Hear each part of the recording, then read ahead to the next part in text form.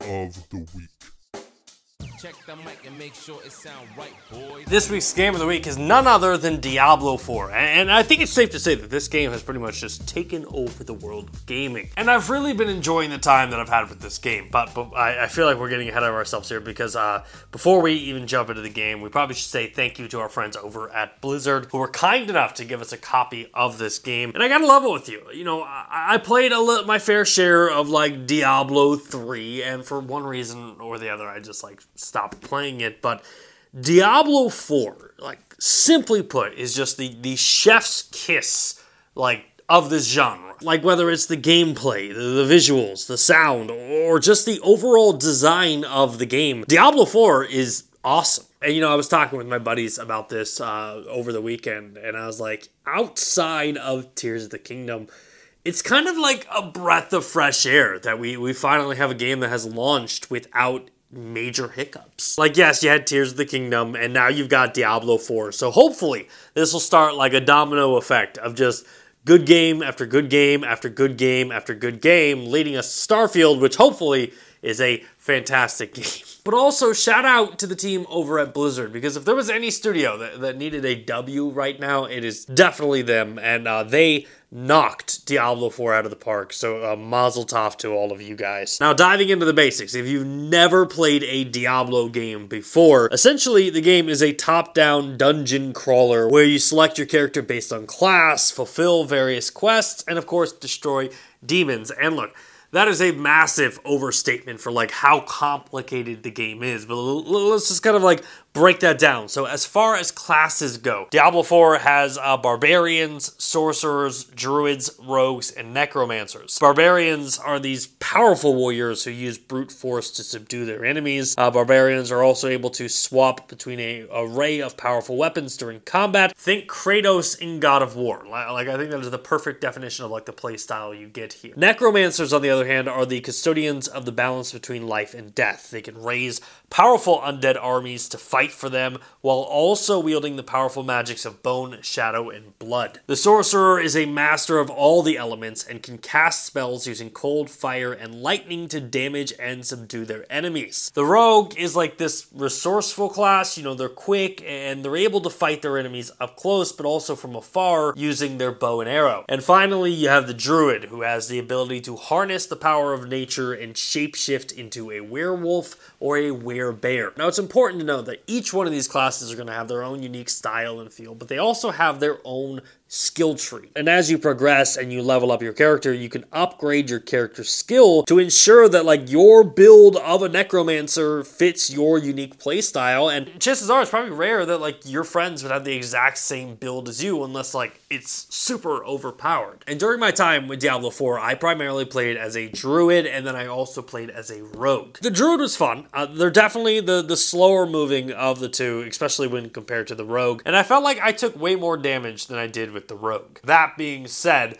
the magic enhancement that you get with the druid, definitely a plus on that one. Now, when it comes to the rogue, I will shamefully admit that 100% of the reason why I picked this class was because of the bow and arrow. Like, if you put a character with the bow and arrow in your game, I am 100% playing that character. Destiny 2, yeah, I play as the hunter. Call of Duty Warzone, I always use the explosive bow and arrow. And then Lord of the Rings, you gotta pick Legolas. Like, you don't play Lord of the Rings and not pick Legolas. Like 90% of the time, just always bow and arrow, I'm 100% in. And what I realized is the rogue was a very dope class. Like, it's easy to overlook because it's not as cool as the other ones, but you have the daggers, so you get like a hack and slash ability in the beginning. But then the archery side also allows you to play battles from afar and even back up your teammates when you go into large battles. And I made a couple notes here of things that I actually really loved about playing this game. And number one, there's voice acting pretty much everywhere. And this is something that if you're a returning viewer, you'll remember, like, I griped about when it came to Tears of the Kingdom, that there wasn't a consistency of, like,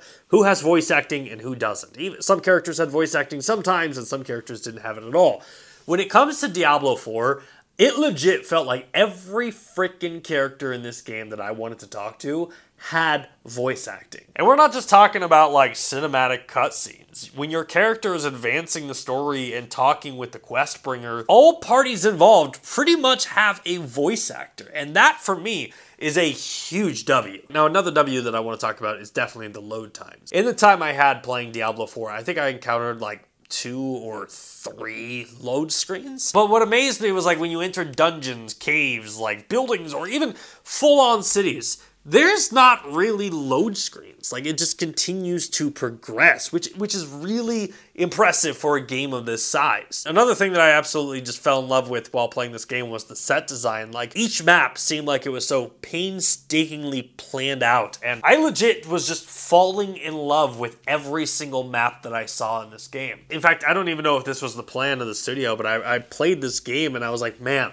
this would make such a cool board game map. Like if you created like a Dungeons and Dragons board game map and you got to play it with your friends, this would be the perfect dream. And I have to assume that like if you're on the Blizzard team, doing this part of the job has to be fun. Like you're building out these worlds, making them feel lived in, and almost adding like a maze-like quality to them. Creating this sense from like game design that I know like Miyamoto talks all the time is like, you got your main character, you got your enemy, and you got the big bad guy. But the other character that people oftentimes overlook is like the world you're in. And in Diablo IV, the world that you're exploring and the world that you're fighting in might be the most impressive and sizable character in the game. And if anything, that's what I take away, is I think the world design of Diablo IV is a masterclass in game design. And I was trying really hard when I was like thinking back on my time with the game to come up with some negatives. And I did have one gripe, and that was that I felt like I was stuck with just like one ability for far too long in the game. Granted, I totally get it, like that is a core mechanic to like early stage Diablo, so I can't really be too upset. But as a rogue, being stuck with just like a dagger or just a bow, like it was kind of frustrating. But as soon as I unlocked the ability to have both my dagger and my bow at the same time, going into battle in Diablo 4 was just such a fun time. And I guess that might be the word that has just been escaping me this entire time. It's fun.